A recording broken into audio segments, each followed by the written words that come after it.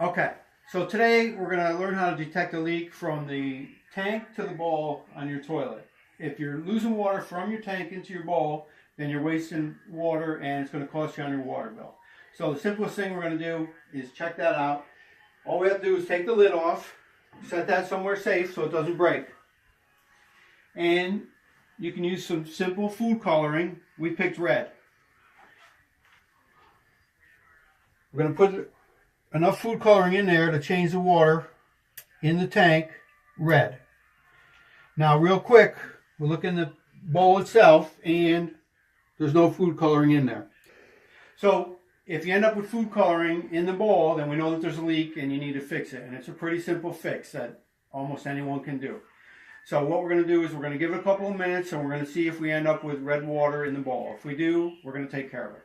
Alright, so a couple minutes is going by. We're going to take a quick look, see if we have any red water in the bowl. If we do, we're going to change the flapper out.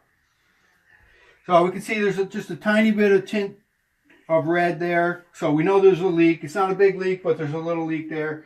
And we're going to take care of that. So the first thing we're going to do is shut the water off and empty the tank. We're going to turn the water off down here. And we're going to flush this to empty the tank right out. Once it's completely empty, we'll remove the flapper. So the flapper is this red thing right down here. You see it going up and down, and there's a yellow float attached to it. The float just attaches on the chain, and it regulates how long it floats and how much water goes into the flush.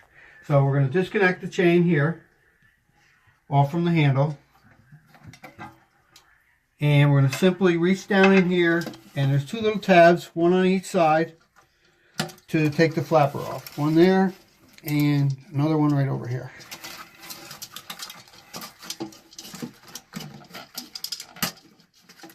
We're going to remove that. We're going to set it aside.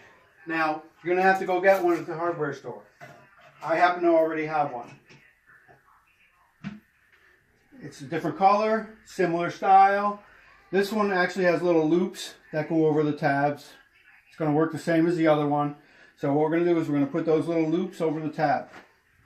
I'm going to reach down in there, and I'm going to do one you're not going to be able to see very well because I can't get my right hand over there. So the other side, I'm just going to put this little loop right over that tab. And you'll see that the flapper goes up and down nicely.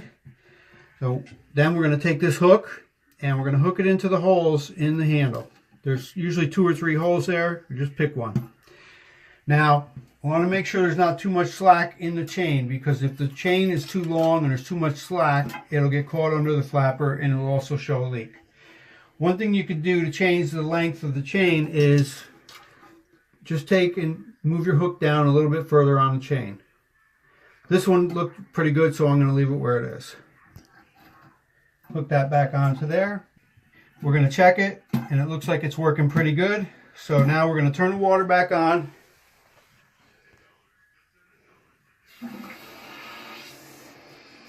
And we're going to let the bowl fill up, the tank. Once the tank is full, we're going to give it a flush and make sure it flushes properly and make sure that the flapper closes properly. So right now it's filling up, it's almost full, and if you come over a little closer, you can see that what's going to happen when the water comes off, this float is also going to come up and it's going to turn the water off back here.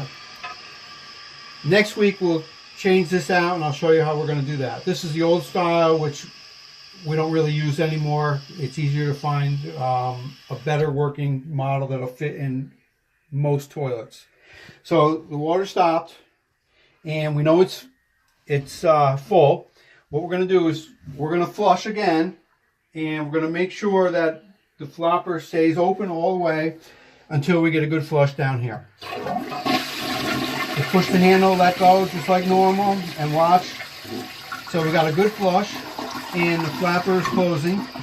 Everything sounds good, everything looked good, so the job is done. So now all we have to do is put the lid back on the tank, and that's it. So now you just saved yourself the money on your water bill and the cost of a plumber coming out.